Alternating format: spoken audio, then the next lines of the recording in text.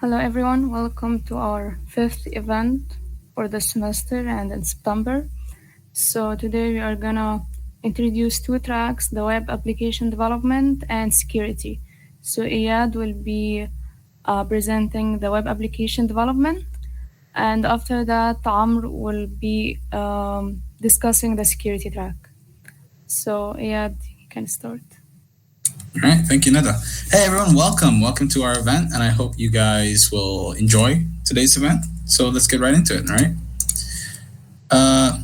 As Nada mentioned, my name is Iyad Muhammad Ali, and I'll be introducing to you guys the web application development track. Of course, we're going to start with a simple topic of websites. So what are websites? They're basically static displays of information. You've probably already seen a lot of websites online. You've probably interacted with many. And but a point of note, not everything you've interacted with online is a website, and I'll tell you why later. So it's basically just a one-way presentation, and you don't really get to interact with the data or the content of the website. Maybe there's a few forms, a few buttons, a few links here and there, but not much after that.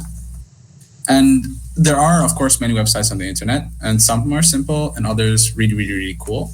And I just wanted to show you guys just one example right here. Hopefully, just once it opens, I'm just going to share that screen itself. All right, I'll just share this. So this is the text on the top, the header of the tab, why there's a list in the middle or on the right. After that, we have the CSS or cascading style sheets. And these are the things that add styling, color, design, animations even. So sometimes you'll see a rotating sphere or some changing animations as you scroll through the website. That's all thanks to CSS. Another thing that we have is JavaScript. Now, JavaScript is a programming language which is mainly built for the browser, and it's used for trigger events. So let's say you click on a button and then something changes on the website, or you slide to the left or slide to the right, and then some new content shows up. All that is made possible with JavaScript, and it is one of the most used programming languages in the world. So if you do want to do some kind of web development, JavaScript is a very useful tool. And I'm just wanted to show you guys like how simple making websites can be. Now, if you look here on the slide, you'll see there's a little header here, doc type HTML with an HTML header, and all these things like head, title, body, H1P, all these things. Now, all of this is just basic HTML. And I don't know if you can like really make it out, but this is like a blank page, right? And it just says on top on the tab, it says GDC HTML example. And we know how to use HTML as a big one size header. And then you have a little paragraph which says it's pretty simple. And it's pretty cool. I mean, you could probably add a little bit more to that, add a little bit more styling, a little more elements. And if you add a little CSS and JavaScript, you can probably make something even cooler. This is something I made when I was really bored. And it's the same website, just with a little bit more content with CSS and JavaScript. And I used a library called Bootstrap to make things a little bit more colorful. Any questions so far about what CSS is, what JavaScript is, or what HTML is, and how this whole website thing works? If you've got anything at all, just send it right into the chat. Awesome. So of course, there are other things that you can do with websites. You can make them clearer. You can make more pages, add links, make it just a lot more interactive in general. But there is one step further from this, right? Now, what if we made it even more interactive? If we added a database, maybe we added a little bit more inter-user connectivity. Let's say I posted something and then someone else wanted to see it too. Well, if you do all that, you get something called a web app, which is basically very functional and interactive. And it lets you kind of work with what's on the website and what's behind it, whether it's just another system or another person, right?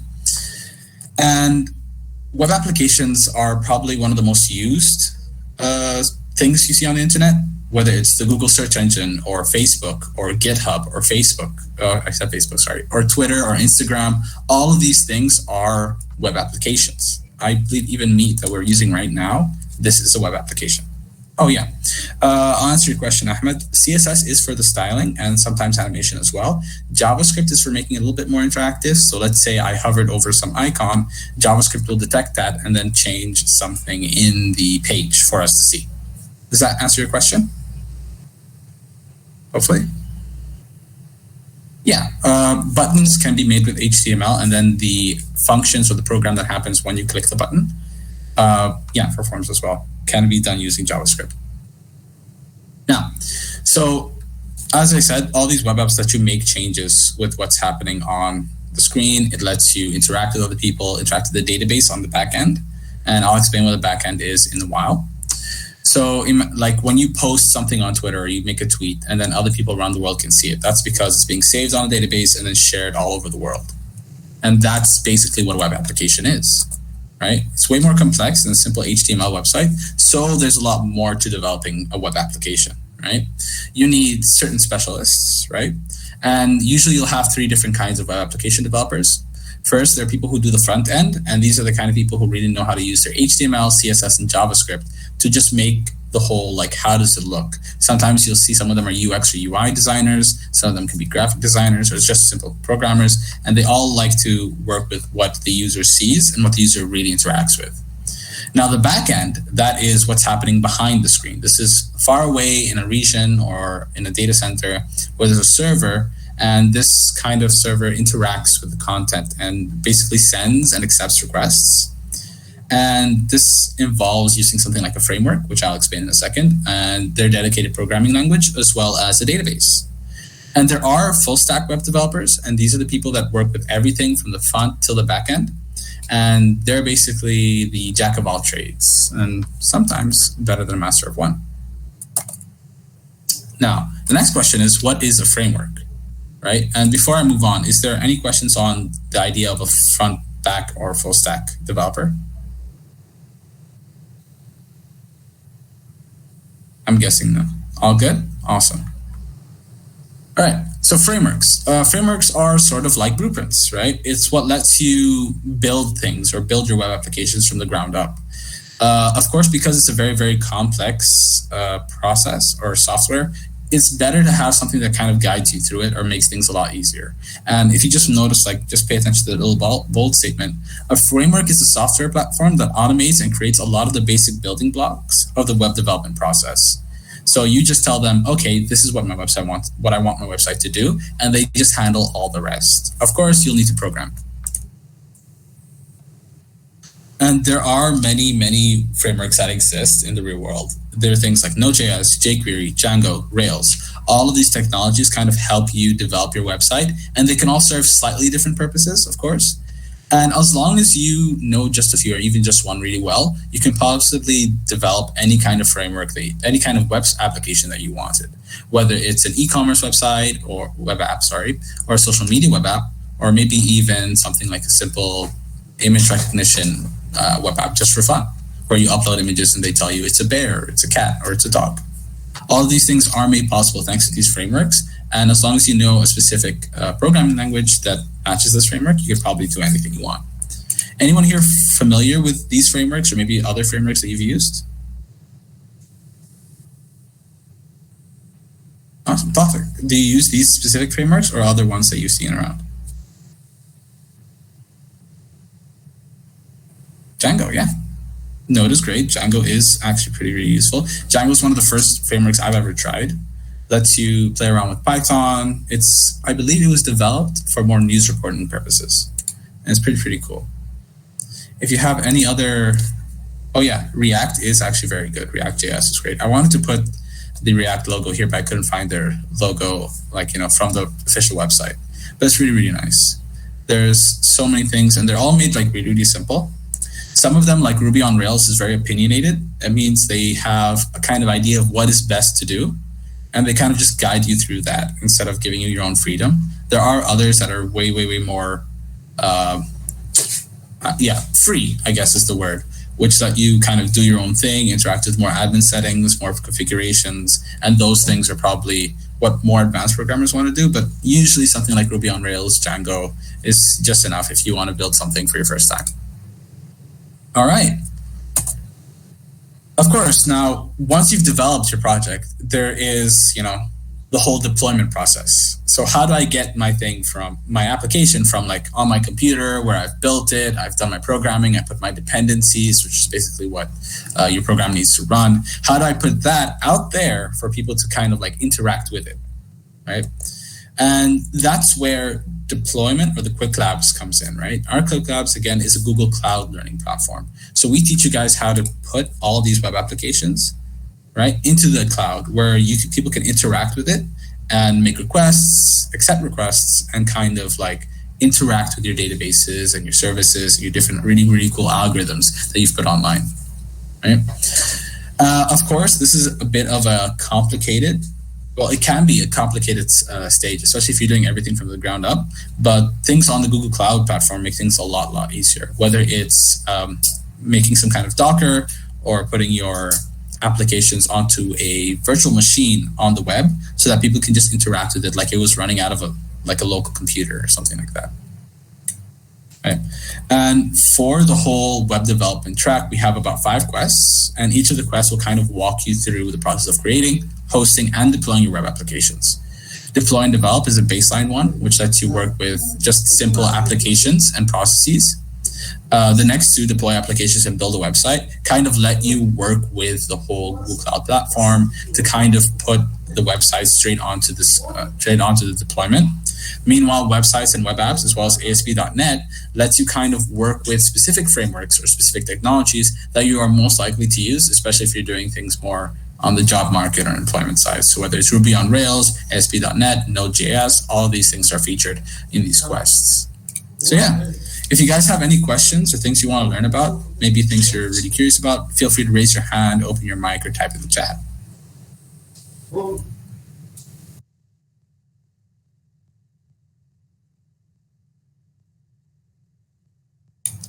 right. Just a bit of curiosity, have any of you actually tried deploying an application before, or maybe a website? Ooh. And using Wix, all right. Oh, how could we deploy apps before creating them? All right. So of course, all of these, all right, for those who have said yes, I'm going to ask you a question. But Arwa, let me answer your question.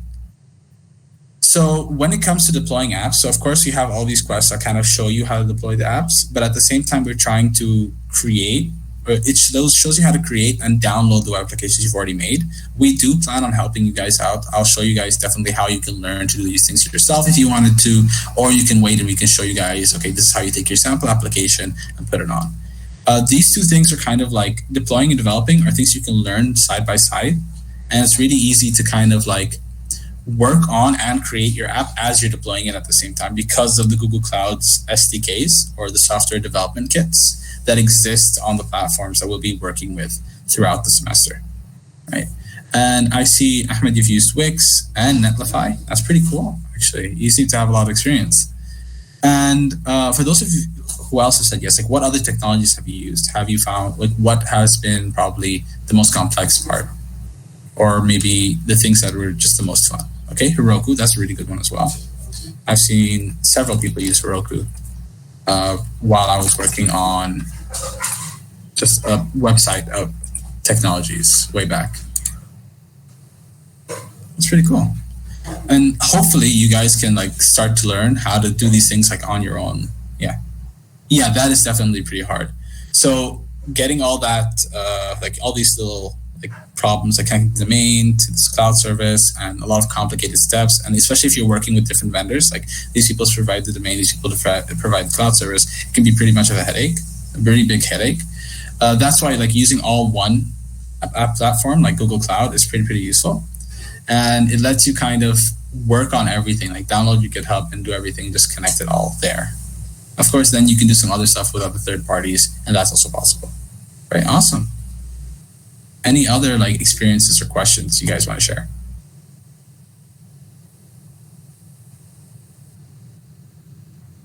All right, cool. I'll just let you guys know this is a very easy web track, and I look forward to helping you guys walk through this. Of course, we will say this again. You need to finish all the track in 1 calendar month, so it might be a good idea to wait until October to start, or maybe after. If you feel like you can do these 5 tracks, these are about 5 to 7 hours each. So that's about 25 to 30 hours or 35 hours of the whole track. If you guys want to do that now, if you feel like you have the time and the capabilities, go right ahead.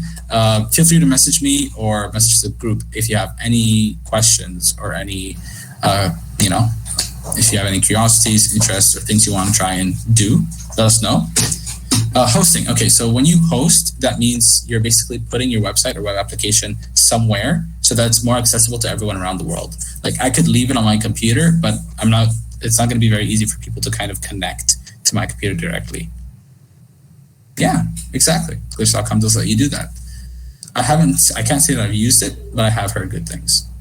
All right, awesome. And that's about it for my part. And of course, there's one really more important thing, that when it comes to web applications or any kind of applications, really, you're going to need security. And that's what we're going to let Amr tell you guys about right now. Thanks, Iyad. I thought your presentation was really good. Yeah. I had fun, and I hope everyone else did as well. So just give me a minute. I'll share my presentation, and then we'll get started, inshallah. Right, thanks. Thanks, guys. Hopefully you'll enjoy this even more.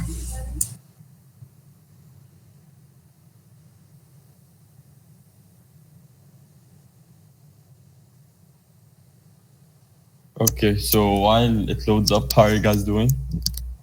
Did you have fun so far?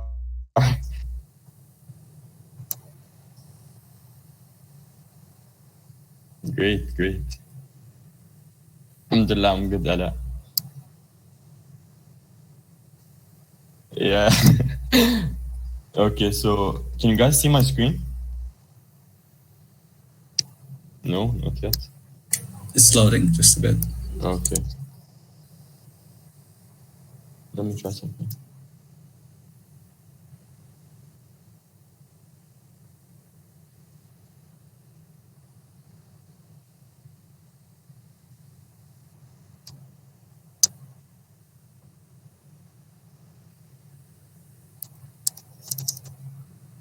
Can you guys see it now?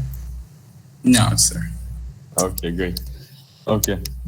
So, hi guys. So my name is Amr Hamza. I'm a core team member in the GDSC this year.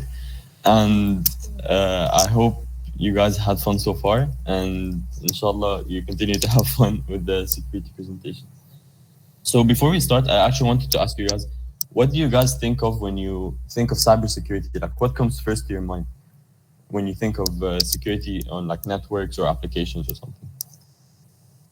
Firewall, encryption, yeah. Anything else? How to transfer data securely, encrypting personal data, information backups. Exactly. So these are all methods in which you want to keep your data safe, right? So according to the Oxford Dictionary, the cybersecurity means the state of being protected against the criminal or unauthorized use of electronic data, or the measures taken to achieve this, right? So you want to protect your own data, right? You want to make sure that nobody else has access to your data or the data that belongs to you on a server or on a network, right? So what are you trying to protect? So we know that you need to protect your data, but like in terms of what? So firstly, you need to protect your identity, right? So on Banner, for example, you want to protect, you want to see like login as who you are. You want to log in, for example, myself, I want to log in as Amr Hamza, right? So you're protecting your identity. You don't want anyone else to have access to your identity online, right? And another thing is the data transmission, as a lot of you said, and I'm happy that you guys said it. Data transmission, this is very, very important because when you're transmitting data to and from another host, you want to make sure that the transmission of data is not intercepted, not changed, or not just turned back, you know what I mean? So for data transmission, you want to make sure that, don't want people logging into my account and dropping the courses I worked hard to just for, exactly. So the data transmission, that's for identity, yeah? But for data transmission, you don't want anyone intercepting your data or viewing your data, right? And we have a bunch of ways to kind of combat this, and which we'll look at in a bit, yeah? And the third thing is app data. So the data on your client PC, for example, you don't want people accessing that data. It might be for private reasons, like your pictures of your family or whatever. You don't want people accessing that, right? But then fix the bot issue first. Oh, you mean for the courses? Yeah. So that's again, that's identity. But for app data, you don't want people accessing the data on your PC, right? A lot of it is private. A lot of it should not be accessed by anyone other than yourself, right? And so all of these, we're talking about like protection and whatever. Exactly, there is encryption, and we'll look at that in a bit, right? So we're talking about like protecting identity and data transmission and app data, but we haven't really talked about protecting them from what, right? There are many threats when it comes to cybersecurity, okay? And first of them is malware. Does anyone know what malware is? I expect a few of you should, because a lot of you probably took it in school. Virus, yeah, kind of like a virus. So for those of you saying yes, like, okay, do you mind elaborating or something? Bad software. Yeah. So it's pretty much a software that it's downloaded purely for like malicious reasons. Exactly. So this malware is, targets your data. So it kind of changes your data, maybe copies it, maybe removes it altogether, maybe adds separate viruses or other things on your PC. Exactly, it's malicious software variants. Exactly, that's on point. Okay, so that's for malware. So we want to protect our data from that, obviously, right? Another thing is phishing. Do you guys know what phishing is? Phishing with the PH. You guys know what phishing is? Yeah. So phishing is pretty much when, let's say you receive an email, right? With a link, yeah, exactly, fake emails. They email you pretending to be another, or pretending to be a corporation or a firm that is very well known and very credited, right? And it turns out that they just install like a virus or malware on your PC when you click on that link.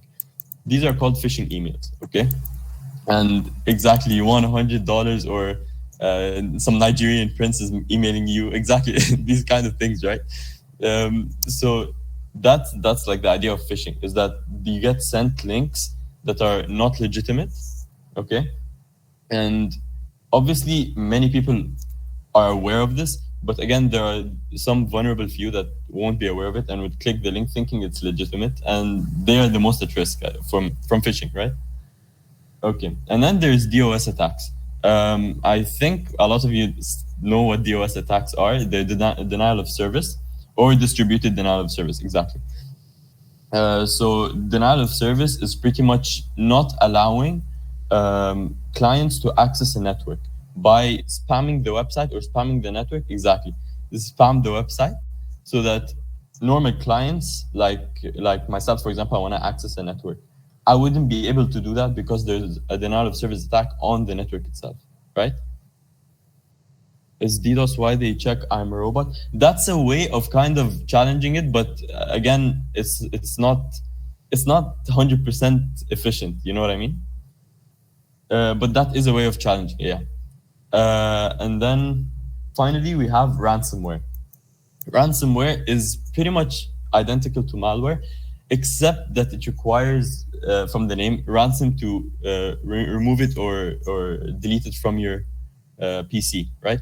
So usually what ransomware would do would block you from accessing any like the information you want to access, whether it be on your PC or network, okay? And until you pay the ransom so that you can access your information again, okay? And this ransomware is actually very dangerous, and I actually knew someone who had it installed on his PC, and it was very scary for him. And yeah, it was very scary. So yeah, so we talked about the threats, right? And we want to kind of protect ourselves from these online, right? So we talked about identity and how we kind of have to protect that to make sure that we are who we say we are online, and that no one else is kind of using our identity online to do any malicious kind of activity, right? So this is where we kind of get into authentication and authorization, okay? And they're very similar, they fall hand in hand, but again, they're very separate. So authentication is pretty much confirming who you say you are online, right? So you have to authenticate for many websites and networks online, okay? And sometimes your client PC even does it without your knowledge, right? So you might be authenticated, okay, by your PC, without your knowledge. Like sometimes it's very subtle, but sometimes like when you're logging into Banner or iLearn, you have to use your username and password, right? And so that's where authentication falls into place. You have to prove that you are who you say you are, right? And that's why passwords are very like also apps anywhere. Yeah, exactly. Apps anywhere and reCAPTCHA 3s in the background. Exactly. So all of these are like your PC can't do it in the background, okay? And authenticate for Amazon shopping, for the card payment. Exactly. Card payments, bank accounts, all of that. You have to prove who you are. Because if there wasn't any authentication, who's to say that someone else might not just log into your bank account and take your money, right? Or to log into your Banner and like remove all your courses. So you have to be able to authenticate or prove that you are who you are online, right? And then there's authorization. Authorization is pretty much giving a user the information and the data that they are authorized to see or to view or to change, right? So authorization and authentication kind of fall hand in hand. So if you prove who you are, then you can get the data that you're authorized to get. Does that make sense? Yeah? Okay, great. So, okay. So this kind of falls into a kind of concept we call non-repudiation. Okay, so non-repudiation is pretty much the sender and the receiver of the data. They both have to authenticate that they have processed, they have to authenticate themselves, and they have to try or say that they have, what's it called? Kind of held the data, okay? So it's kind of a way of authenticity, and it's kind of making sure that both parties have exactly like certificates, exactly. So the sender needs proof that the message has been delivered. So when you send a message to a receiver, you have to have proof that the message was received, right? And then same thing for the receiver. You need to know who you're dealing with. You need to know who's sending you the packets, the data packets, in order to authenticate them, right? So you as a receiver, you need to authenticate the sender, and as a sender, you need to make sure that the packets have been delivered to the receiver, right? So this is not only used for security purposes, but for legal reasons as well, right? So you find it like in court or something that the sender or the receiver, okay, denies that they've ever processed a specific type of data, maybe like a data that got them in trouble or something. And one of them denies that. So non-repudiation kind of eliminates that, helps with these legal problems as well, right? And so far we've kind of talked about authenticity and authorization and all of this, but cybersecurity as a whole, what are the three main goals that cybersecurity aim to achieve, like 100%, right? So this is called the CIA triad, okay? It's confidentiality, integrity, and availability, okay? So confidentiality is keeping your data confidential, right? So you want to protect it from other people being able to view it. Does that make sense? People who are unauthorized, right? So for example, you have private data on your laptop. You want to protect this from anyone else's viewership, right? Because they're not authorized to have it. They're not authorized to see it. Same thing on a network, on your account, on a website or something, right? So you want to protect it from unauthorized viewership. That's the idea of confidentiality. Now, integrity, you might be able to see it, but you shouldn't be able to change it if you're unauthorized, right? So for example, let me give you an example of like a professor who uploads your grade on a transcript. You're able to see it, but you're not able to change it, unfortunately, but you're not able to change it, right? So because that's keeping your grades integrity, right? F12 doesn't change it on Banner, just changes it on your screen, right? So for the integrity, okay, it has to make sure that the data has not been changed by any unauthorized party. The only unauthorized party, like in the case of Banner, is the professor, right? He's the only one allowed to change your transcript grades, okay? And then finally, availability. If you're an authorized individual, if you're an authorized user, you should be able to have access to the proper resources, and it should be accessible to you, right? So again, on Banner, you should be able to access, after you log in, after you've authenticated yourself, you should be able to access your data on Banner, your private data, your name, your address, whatever, everything, all that's on Banner, your payment info, all that's on Banner, you should be able to access it because you are an authorized user. Does that make sense?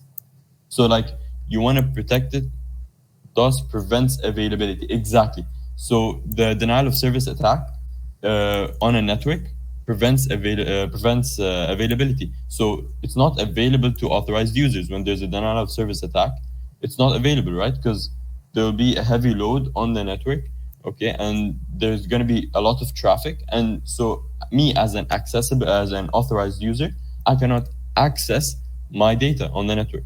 And so yeah, that's right, DOS prevents availability, right? Okay, so what are the two main categories of security? And by categories, I mean how do you define two parts of security? Okay, so I've kind of split them into two parts: physical security, okay, and that's kind of like obvious. So like physical barriers, like walls, doors, all of that. That's kind of very obvious, right? There's also surveillance. So surveillance is kind of split into two parts: natural surveillance and video surveillance. And I think you guys can guess which is which. Like, what does each one mean? So natural surveillance is like having a security guard present, having employees present. All of that is natural security, right? And then video security is obviously CCTV and all of that. That's a physical security kind of protocol, right? And then there's alarms. That's physical security as well, right? So alarms kind of fall hand in hand with sensors. So you sense a disruption or something that changes, and then it triggers the alarms, right? Or it triggers lights, like the red lights, the alarms. Yeah. So these are kind of physical protection or physical security for like servers or whatever. So you would have, for example, your WhatsApp servers in like California or Washington. I can't remember. There's a lot of WhatsApp servers. I think a lot of them are based in California. These will be behind very thick walls, and only a limited few can access them. And like if a limited few would be authorized to access these servers, right? So they are used in data centers to protect the physical resources. Exactly. Okay, so these are kind of the physical protection or physical security. If you guys can think of anything else, feel free to open your mic or like type it in the chat, other than the four that I've mentioned, obviously. You guys have anything else to add?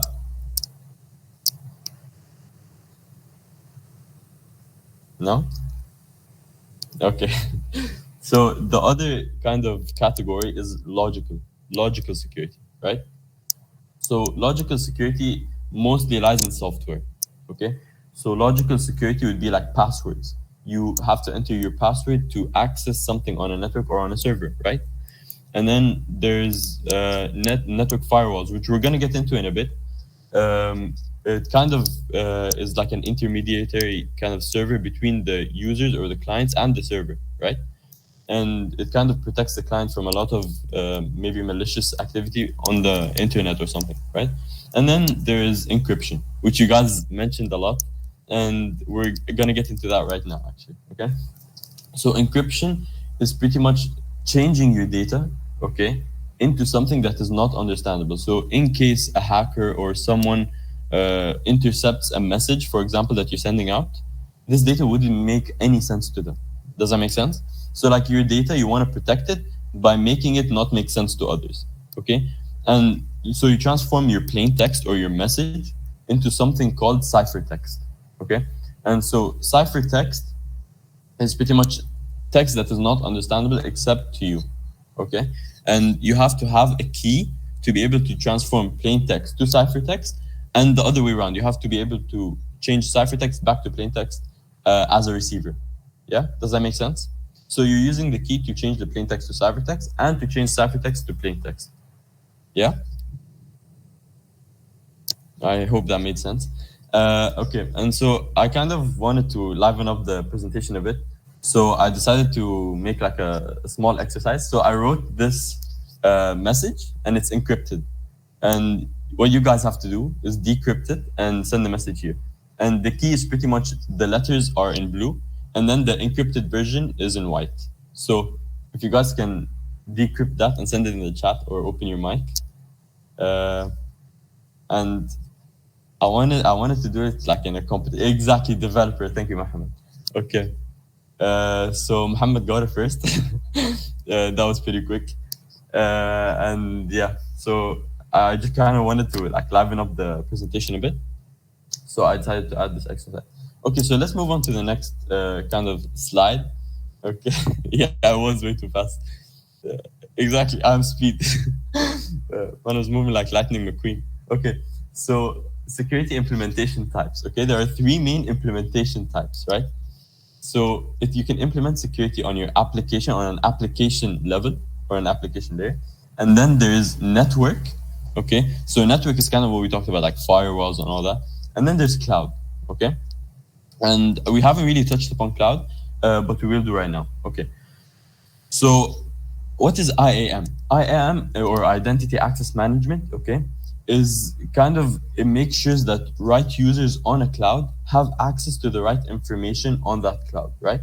So you want to make sure that as a user, you're authorized, after obviously you've authenticated yourself, you want to make sure that you're authorized to access the resources that you desire, right? So this is the whole idea of IAM, and IAM is like a very vast and big kind of list of policies, or like a collection of policies, and it helps with many aspects of security and efficiency, right? So it identifies and removes risk from a cloud, any malicious activity, okay, and it simplifies end users' experiences. So it simplifies it. By that I mean, like it creates like the user's experience more. Kind of, it's simple, more user friendly, right? And then it reduces IT costs, okay, and it has better control of, or provides, better control of data storage, right? And so IAM is a very vast and very big kind of collection of policies that puts all this together, and it kind of focuses mostly on security and on efficiency, or like simplicity, right? And that's kind of for the cloud protection or cloud security, right? Now let's kind of move on to network security, and I've put I think 4 types of network security here, which I'll be explaining. Okay, so first is identity aware proxy. Okay, and then what this does, it's pretty much checks the web requests, okay, that you're receiving as a client, okay, and you obviously have to authenticate. You authenticate yourself as a user, okay, while making the request. So the identity aware proxy is kind of like an intermediary server between the client and the server, the main server itself, like the internet or the network or whatever.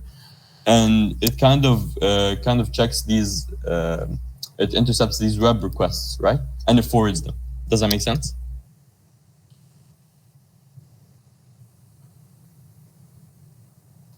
Does the ISP implement network security measures? Yeah, they do. But again, there's a lot that they don't do. So like they implement network security measures, right? But it can be bypassed a lot of the time, and that's why you still get cases of like threats, internet threats and stuff like that. But they do implement, yes, network security measures to some extent. Yeah, is that fine, Aro? How does identity aware proxy identify users? So it's kind of the same like with authentication, right? So you have to, as a user, authenticate yourself, and usually this is done like subconsciously, like you wouldn't be aware of it, okay? And your PC or your laptop communicates with this identity aware proxy, which would ask your PC to identify itself, and it does this using the IP addresses and everything. And then once this is achieved, then it can take a web request and forward it. Does that make sense? Okay, great. VPN is a good example of network security. It is, yeah. VPN. I think VPN uses some sort of identity-aware proxy as well. So yeah, it is a good example of network security. Okay, so next is firewall, and I've touched upon firewall, I think, in a previous slide, but I didn't get into it, right? So firewall is pretty much like it monitors the intake and outflow of requests and traffic from a network to a client. So pretty much as a client, you would have a firewall set up so that all the requests from the network or from you to the network will be processed or will go through the firewall. And the firewall has many uses, okay? And it runs app and identity inspection, and that's very important for security as well, right? So it authenticates you as well, and it runs app, not just your identity, but app inspection as well, right? And then there's Google Cloud Armor, okay? And Google Cloud Armor is pretty much, it helps prevent attacks of distributed denial of service, right? So the Google Cloud Armor would kind of prevent DDoS attacks, okay? And it does that by kind of distributing everything, distributing all the traffic, okay? And something similar to that is TCP Load Balancer, which, TCP Load Balancer, okay, it divides up all the traffic coming in, okay, into several backends, and it usually assigns the traffic to the backend closest to the user, okay? And by backend, I mean like a server, right? So it usually distributes traffic amongst many servers, right? So does that make sense? Yeah. So TCP is kind of like it's a whole internet protocol, right? It's not purely based on security, right? So the TCP load balancer is like a way of distributing the traffic, okay? And the TCP load balancer would distribute the traffic to prevent stuff like DDoS attacks and stuff. But Google Cloud Armor's main purpose is prevention of DDoS attacks, while TCP load balancer would distribute the traffic to the closest server nearest to you, or the closest backend nearest to you. Does that make sense? Okay, great. Okay, so I have another small kind of exercise. So match the numbers with the letters. So with the right side, I've written a brief description of each of the protection types. And if you guys can just match them, so like 1A, 2B, 3C, and like that. So I think I've gone through everything here, and I've said it. Yeah. Okay, so distributing the traffic seems to spread the problem more, doesn't it? No.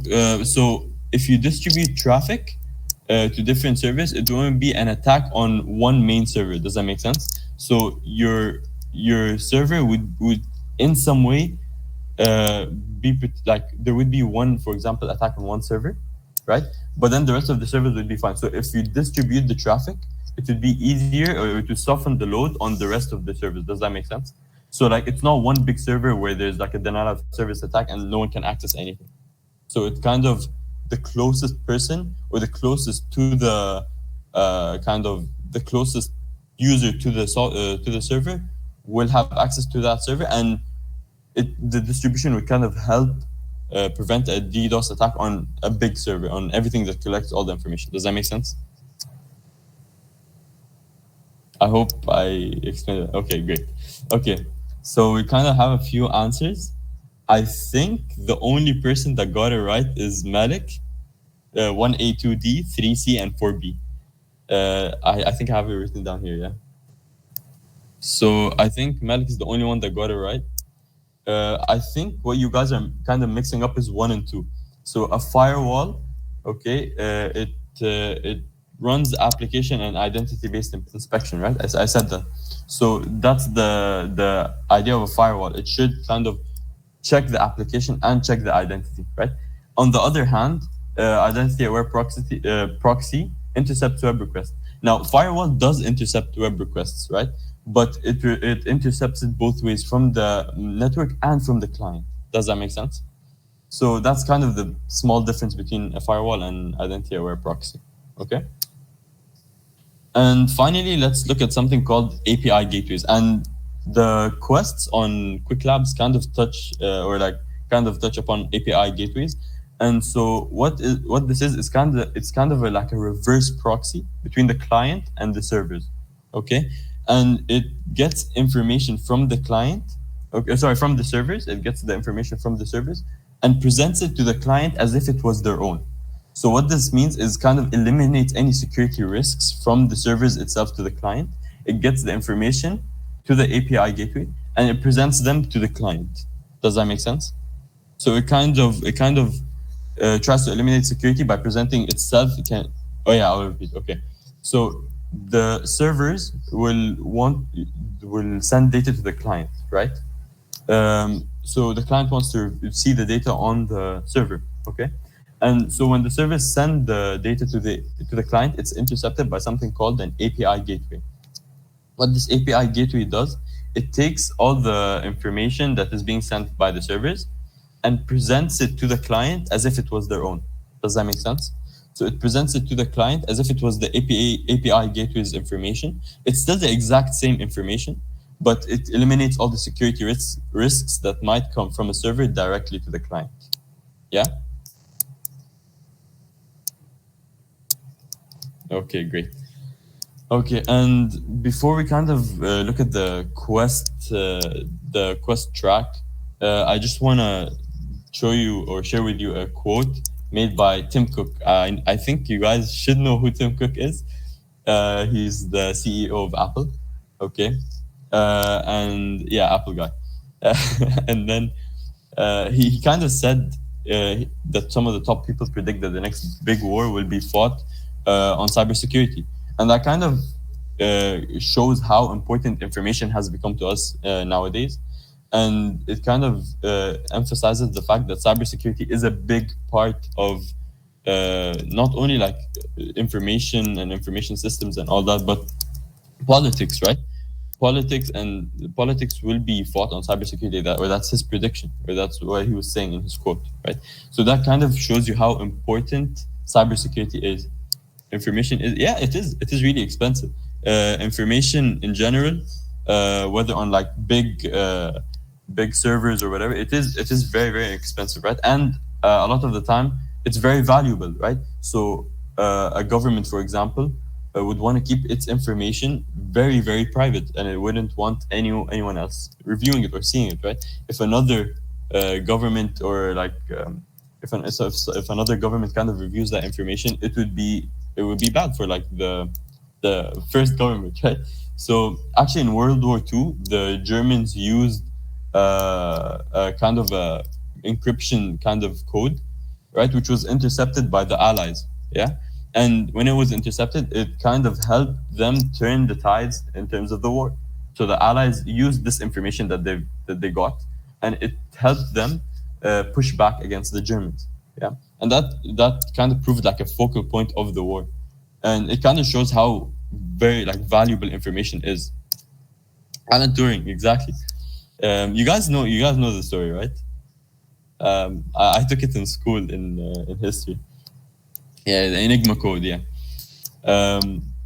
Yeah. So it's a very popular like Imitation Game is a movie, man.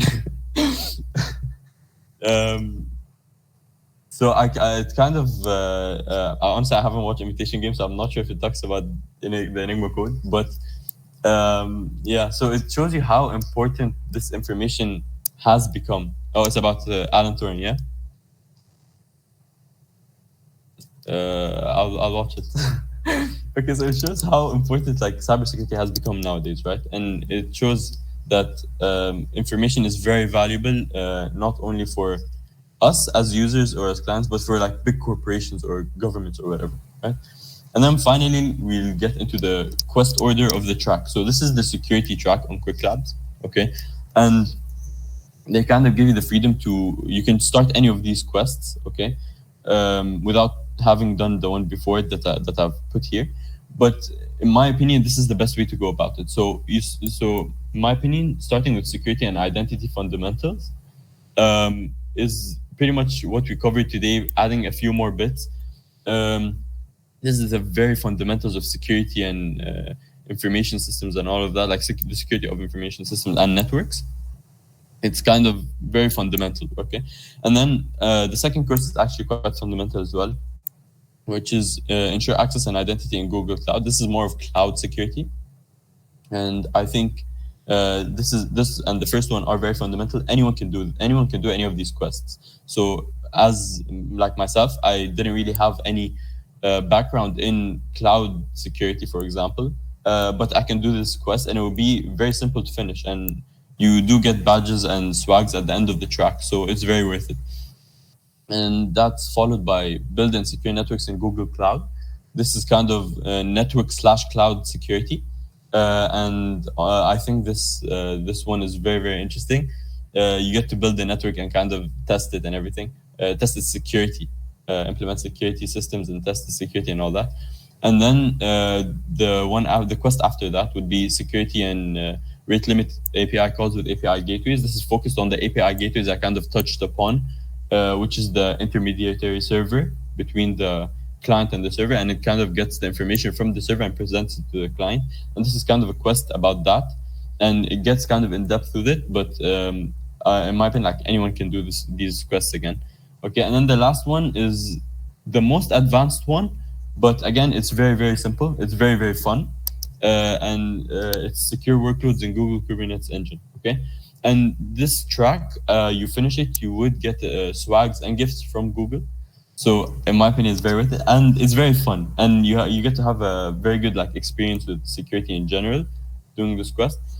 And yeah, again, as Iyad mentioned, I'll kind of reiterate what he said. The tracks do have to be completed in 1 calendar month, so I kind of advise starting them in October, and hopefully I'll see you guys there. We'll probably be doing one more event on security, and yeah, I hope to see you guys there.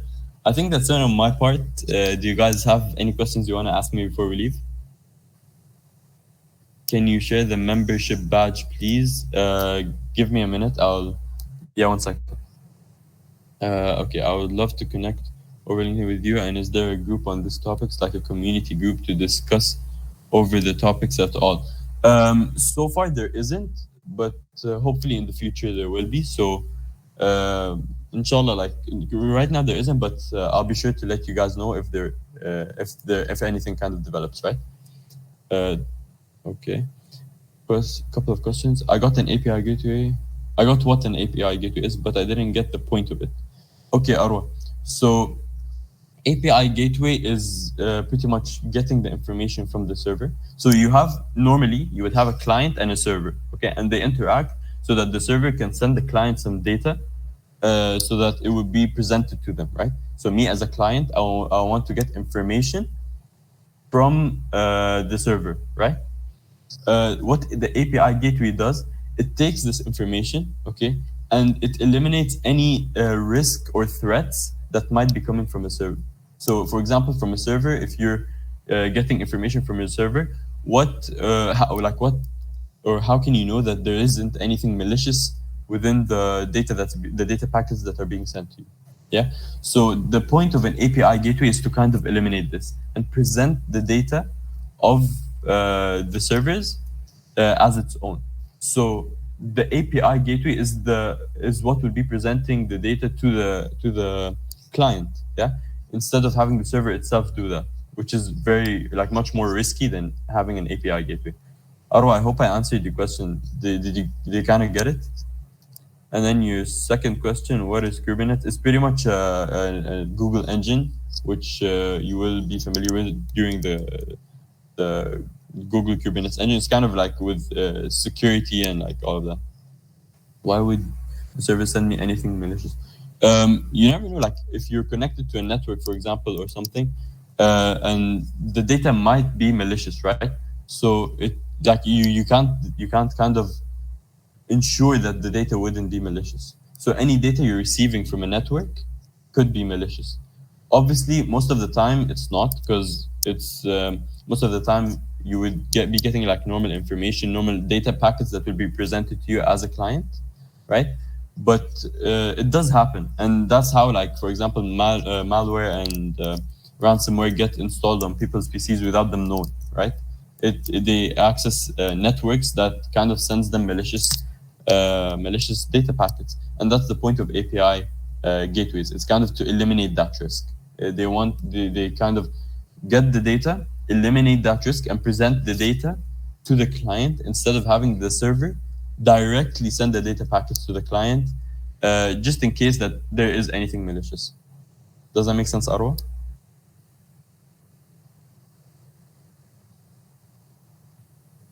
I hope that made sense. Okay, no worries. And for your Kubernetes engine question, it's pretty much it's an engine you use it to kind of understand the security and everything on Qwiklabs. So you will use it in that quest, in the 5th quest, inshallah. Okay, I think I didn't miss any questions. Adam asked any quests we would be doing together.